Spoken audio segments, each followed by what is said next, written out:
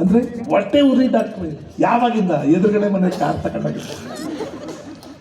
ಇದು ಔಷಧಿ ಕೊಡೋರೆ. ಸತ್ಯವಾಗ್ಲೂ ಹೇಳ್ತೀನಿ,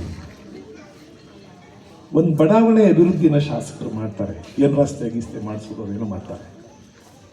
ಆದರೆ ತುಂಬಾ ಒಳ್ಳೆ ರಸ್ತೆ ಮಾಡಿಬಿಟ್ಟ ತಕ್ಷಣ ಬಡಾವಣೆ ಅಭಿವೃದ್ಧಿ ಆಯ್ತು ಅಂತ ಹೇಳಕ್ಕಾಗಲ್ಲ. ಯಾವಾಗ ಚೆನ್ನಾಗಿರುತ್ತೆ ಅಂದ್ರೆ ನಾವೆಲ್ಲ ಬದುಕ್ತಿದೀವಲ್ಲ, ನಾವೆಲ್ಲ ಒಟ್ಟಿಗೆ ಬದುಕ್ತಿದೀವಿ ಅಂತ ಅನಿಸ್ದಾಗ, ಇವ್ರು ಯಾರೋ ಇದಾರಲ್ಲ ಇವ್ರು ನಮಗೆ ಬೇಕಾದವರು ಅಂತ ಅನಿಸ್ದಾಗ ಆಗ ಚೆನ್ನಾಗಿರ್ತವೆ ಬಡಾವಣೆ. ನಮ್ಮಲ್ಲಿ ನಮ್ಮ ಸ್ನೇಹಿತರೊಬ್ಬ ನನ್ನ ವಿದ್ಯಾರ್ಥಿಯವರು ಬಹಳ ಬಡತನದಿಂದ ಬಂದವನು. ಅವ್ರ ತಾಯಿ ಮನೆ ಕೆಲಸ ಮಾಡ್ತಿದ್ದೆ ಅನ್ಸು, ಆಯಿ ಮನೆ ಕೆಲಸ ಮಾಡ್ತಾ ಇದ್ದ ಅನ್ಸುತ್ತವ. ತುಂಬಾ ಬಡತನ ಅವನಿಗೆ, ಮಧ್ಯಾಹ್ನ ಊಟಕ್ಕೆ ದುಡ್ಡು ಇರ್ತಿರ್ಲಿಲ್ಲ. ಅಂತ ಹುಡುಗ ತುಂಬಾ ದೊಡ್ಡ ಕೆಲಸದಲ್ಲಿದ್ದಾನೆ. ಪ್ರತಿ ವರ್ಷ ಅವನ ಸಂಬಳ 1.5 ಕೋಟಿ ರೂಪಾಯಿ, 1.5 ಕೋಟಿ ಸಂಬಳ ತಗೋತಾನೆ. ಅವ್ರ ತಾಯಿ ಮನೆ ಕೆಲಸ ಮಾಡ್ತಾ ಇದ್ರು. ಈ ಹುಡುಗನೂ ಹೋಗಿ ಮನೆ ಕೆಲಸ ಮಾಡಿ ಬರ್ತಿದ್ದ, ನಾನು ನೋಡಿದ್ದೆ. ಈಗ 1.5 ಕೋಟಿ ಸಂಬಳ. ಅವನೊಂದು ಹೊಸ ಕಾರ್ ತಗೊಂಡು ನಮ್ಮ ಮನೆಗೆ ಬಂದ, ಮರ್ಸಿಡೀಸ್ ಬೆನ್ಸ್ ಕಾರ್ ತಗೊಂಡು ನಮ್ಮ ಮನೆಗೆ ಬಂದ. ಸರ್ ನೀವು ಈ ಕಾರ್ ಡ್ರೈವ್ ಮಾಡ್ಬೇಕು ಸರ್, ನಿಮ್ಗೆ ತೋರಿಸ್ಬಿಟ್ಟು ಹೋಗೋಣ ಅಂತ ಬಂದೆ ಸರ್. ನಾನು ಅವನಿಗೊಂದು ಮಾತು ಹೇಳಿದೆ, ವೆಂಕಟೇಶ್ ಪ್ರಸಾದ್ ಅನ್ನಿಸು, ಪ್ರಸಾದ್ ನೀನು ಹೊಸ ಕಾರ್ ತಗೊಂಡಿದ್ದೀಯಾ, ಕಾರ್ ತಗೊಂಡ ಮೇಲೆ ನಾನು ಇಷ್ಟೆಲ್ಲ ಕಷ್ಟಪಟ್ಟೆ, ನಮ್ಮಮ್ಮ ಇಷ್ಟು ಕಷ್ಟಪಟ್ಟು, ಅವ್ರ ಅಪ್ಪ ಅವ್ರ ಅಮ್ಮನ ಬಿಟ್ಬಿಟ್ಟು ಹೊಟ್ಟೋಗ್ಬಿಟ್ಟಿದ್ದ, ಇನ್ಯಾರೋ ಹುಡುಗಿನ ಮದುವೆ ಮಾಡ್ಕೊಂಡು. ಏನೇನೋ ಅನ್ಯಾಯಗಳು ನೋಡಿದ್ಯಾ, ನಿನ್ನ ಇಂಟ್ರೆಸ್ಟ್ನೆಲ್ಲ ದೂರ ಹಾಕಿರ್ತಾರೆ ನಿನ್ನ. ಇದೆಲ್ಲ ಕಷ್ಟಗಳ ನಡುವೆ ಓದಿ ಈ ಎತ್ತರಕ್ಕೆ ಬಂದಿದ್ಯಾ ನೀನು, ಆನಂದ ಆಗ್ಬೋದಪ್ಪ ನಿನಗೆ. ಇಲ್ಲಿ ತನಕ ಬಂದಲ್ಲ ಭಗವಂತ, ಇಲ್ಲಿ ತನಕ ನಡೆಸಿದ್ನಲ್ಲ ನಾನು, ಸಂತೋಷ ಆಗ್ಬೋದು. ನೀನು ಅಷ್ಟು ಸಂತೋಷ ಪಟ್ಟರೆ, ನಾನು ಇಲ್ಲಿ ತನಕ ಬಂದಿದ್ದೀನಿ ನೀನು ಸಂತೋಷ ಪಟ್ಟರೆ ನೀನು ಮನುಷ್ಯ ನೀನು. ಆದರೆ ನನ್ನ ಕಷ್ಟದಲ್ಲಿದ್ದಾಗ ನನ್ನ ಮಕ್ಕಳು ಎಲ್ಲ ಭಾಳ ತೊಂದರೆ ಕೊಟ್ರಲ್ಲ, ಆ ನನ್ನ ಮಕ್ಕಳೆಲ್ಲ ಉರ್ಕಳ್ಳಿ ಅಂತ ಕಾರ್ ತಗೊಂಡಿದ್ದೀನಿ ಅಂದರೆ ಹಾಳಾಗೋಗ್ತೀನಿ. ನಾವು ಕಾರ್ ತಗೊಳ್ಳೋದು ನಮ್ಮ ಸಂತೋಷಕ್ಕೆ, ಇನ್ಯಾರನ್ನೂ ಉರ್ಸಕ್ಕಲ್ಲ. ನಮ್ಮಲ್ಲಿ ಭಾಳ ಜನ ಮಾಡ್ತಾರೆ, ನಡಿ ಶಿವಣ್ಣನ ಮನೆ ಕಡೆ ಹೋಗು, ಭಾಳ ಆಡ್ತಿದ್ದ ನನ್ನ ಮಗ ನೋಡ್ರಿ ನಮ್ಮ ಕಾರ್. ಅವನಿಗೆ ಶಿವಣ್ಣನ ಹೊಟ್ಟೆ ಉರಿಸ್ಬೇಕು. ಇವನು ಹೋದಾಗ ಶಿವಣ್ಣ ಬೀದಿ ಬಾಗ್ಲಲ್ಲಿ ಇರೋದಿಲ್ಲ. ಇವನೊಂದು ಬೇಜಾರಾಯ್ತದೆ ಅಂದ್ರೆ ಹೊಸ ಕಾರಲ್ಲೂ ಖುಷಿ ಪಡಲ್ಲ.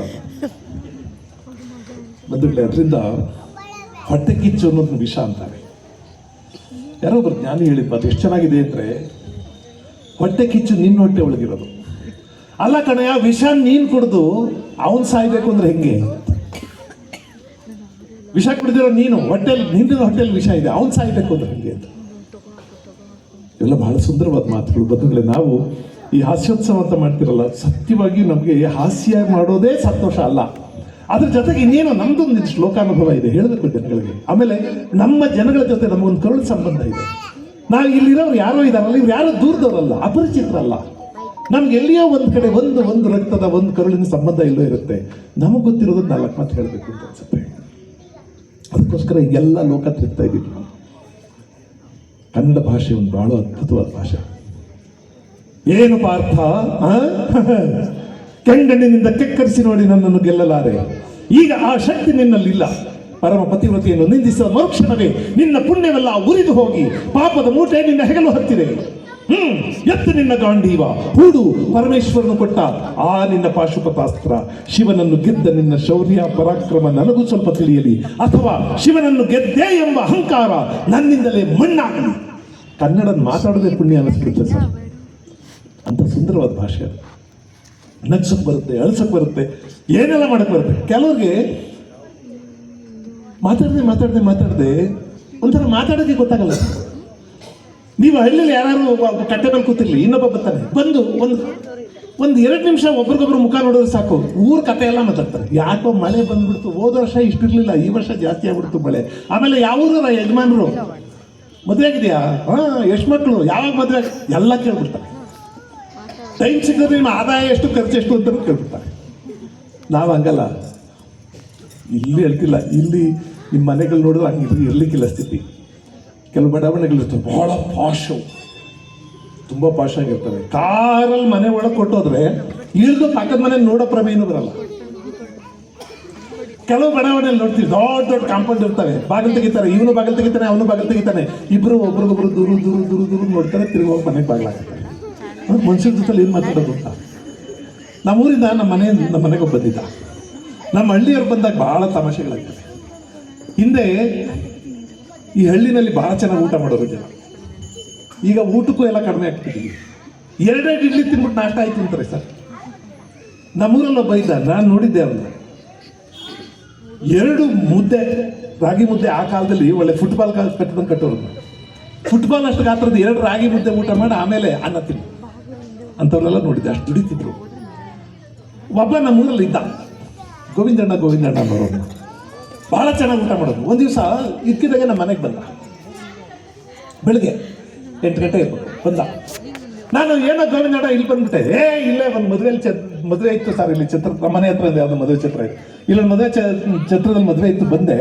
ಹಂಗೆ ಇಲ್ಲೇ ನಿಮ್ಮ ಮನೆ ಅಂದ್ರು ನೋಡ್ಕೊಂಬರೋಣ ಅಂತ ಬಂದಿದ್ದ. ಬಾ ಪರವಾಗಿಲ್ಲ ಅದು ಬಂದ. ಬಾಯ್ಲಿ ತಿಂಡಿ ತಿನ್ನೋಣ ಎಲ್ರೂ ಅಂದೆ. ಬೆಳಗ್ಗೆ ಟಿಫಿನ್ ಮಾಡೋ ಟೈಮ್ ನಮ್ದು. ಅವನು ಇಲ್ಲ ಪರವಾಗಿಲ್ಲ, ಪರವಾಗಿಲ್ಲ, ಏನು ಅಪರೂಪಕ್ಕೆ ಬಂದಿದೆ ಮನೆಗೆ, ತಿಂಡಿ ತಿನ್ನೋದು. ನಮ್ಮ ಮನೇಲಿ ಅವತ್ತು ಇಡ್ಲಿ ಮಾಡಿದ್ವಿ. ಇಡ್ಲಿ ಅಂದರೆ ಎಷ್ಟೆಷ್ಟೋ ಮಾಡೋಕ್ಕಾಯ್ತದ ನಾವು. ನಮ್ಮ ಮನೇಲಿ 32 ಇಡ್ಲಿ, ಅದೇ ಕುಕ್ಕರ್ ಬಟ್ಲಲ್ಲಿ ಎಷ್ಟು ಗುಂಡಿ ಇರ್ತವೆ ಅಷ್ಟೇ ಆಗೋದು ಇಡ್ಲಿ. 32 ಇಡ್ಲಿ ಮಾಡೋರೆ. ಇಡ್ಲಿ ಮಾಡೋದು ಹಾಟ್ ಕಿಸ್ಕಾಕಿಟ್ಟವೆ. ನಾವು ಮರ್ಯಾದೆಗೆ ಅವ್ರಿಗೆ ಬಡಿಸ್ಕೊಡ್ಬೇಕಾಯ್ತು. ಈ ಸಿಟಿಲಿ ಇರ್ತೀವಲ್ಲ, ನಮ್ದೊಂಥರ ಜಬ್ಬ. ನಮ್ಮ ಮನೇಲಿ ಬಡ್ಸಾಕ್ ಇಷ್ಟವಿಲ್ಲ, ಅವ್ರವ್ರೇ ಹಾಕೊಳ್ಳೋದೇ ಆಗಲಿ. ಹಂಗಂತೆ ಕೆಟ್ಟೆ ನಾನು. ಬುಡಿ ನಮ್ಮನೆ ಹಂಗಲ್ವ್ರ ಹಾಕತ್ತೀನಿ ಅಂತ. ಹಾಕೋ ನೀನಿ ಅಂದೆ. ತಟ್ಟೆ ಇಟ್ಟ ಅವನು ಅಡ್ಕೆಸ್ ತೆಗ್ದ.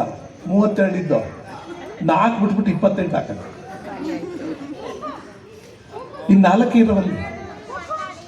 ಆಮೇಲೆ ನೀವು ತಗೋಬೋದಾಗಿತ್ತು ಅಂತ ಇದ್ರಲ್ಲಿ ತಗೊಳದ್ ನಾವು. ಇಲ್ಲ ನಾವು ಆಮೇಲೆ ತಗೋತೀವಿ, ನೀನು ತಗಪ್ಪ ಅಂದೆ. ಸರಿ 28 ತಿಂತ. ಏನು ಹಿಂಗೆ ನೋಡಂಗ ತಿರ್ಗಳ ಅಷ್ಟೊತ್ತು 28 ತಿಂತ.